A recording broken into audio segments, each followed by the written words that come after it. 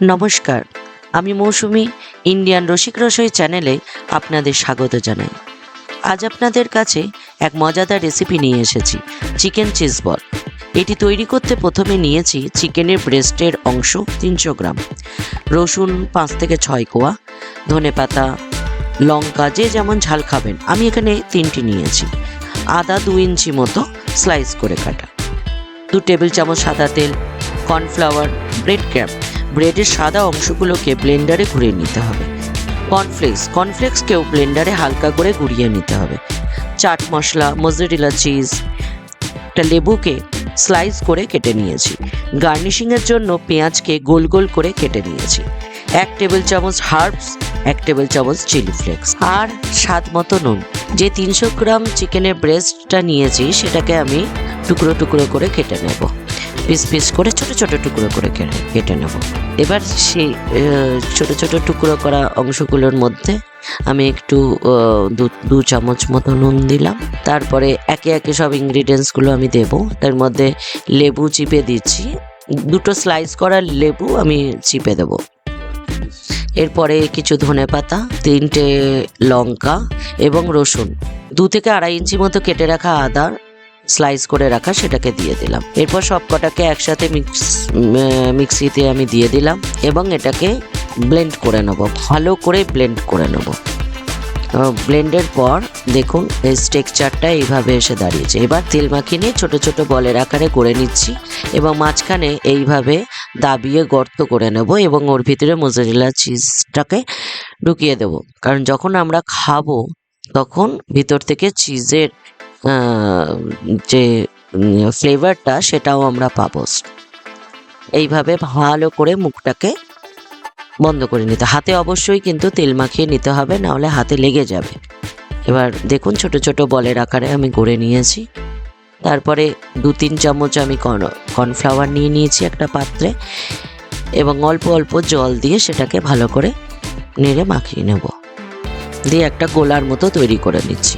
তারপরে চিকেন বলগুলোকে কর্নফ্লাওয়ারের মধ্যে ডুবিয়ে তাতে ব্রেড ক্রাম্ব, এখানে বলে রাখি ব্রেড ক্রাম্বের যে ব্রেডের যে সাদা অংশগুলো ওগুলো মিক্সিতে দিয়ে আমি ব্লেন্ড করে নিয়েছি, তাতে এরকম গুঁড়ো গুঁড়ো মতো দেখাবে এবং খুব ক্রিপসি হয় এগুলো।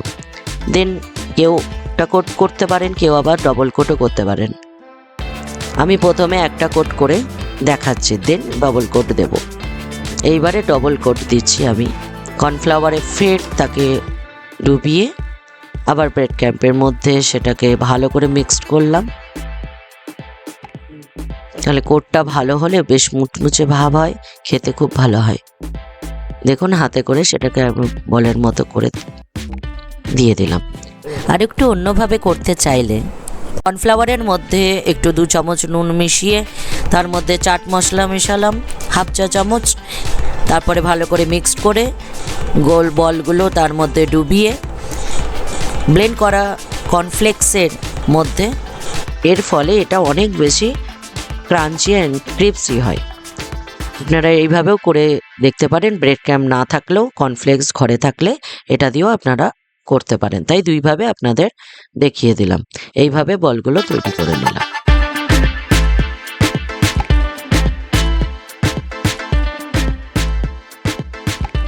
এবারে গ্যাসের চুলা অন করে আমি একটা কড়াই বসিয়ে নিলাম এবং তাতে সাদা তেল কিছুটা পরিমাণে দিতে হবে। এগুলো শ্যালো ফ্রাই হবে সব।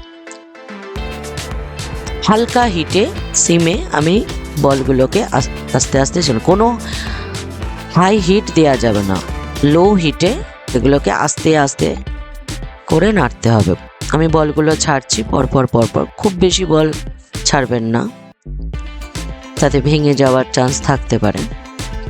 আপনারা চাইলেই এই কর্নফ্লাওয়ার না দিয়ে ডিমের গোলাও ব্যবহার করতে পারেন, কিন্তু অনেকের অ্যালার্জি থাকতে পারে ডিমটা, তাই আমি ডিমটাকে অ্যাভয়েড করেছি, ডিমটা আমি দিইনি, তার জন্য আমি কর্নফ্লাওয়ারটা ব্যবহার করেছি এখানে। দেখুন হালকা হালকা করে যখন লালচে হবে এদিক ওদিক উল্টে পাল্টে ভালো করে শ্যালো ফ্রাই করে নেবেন।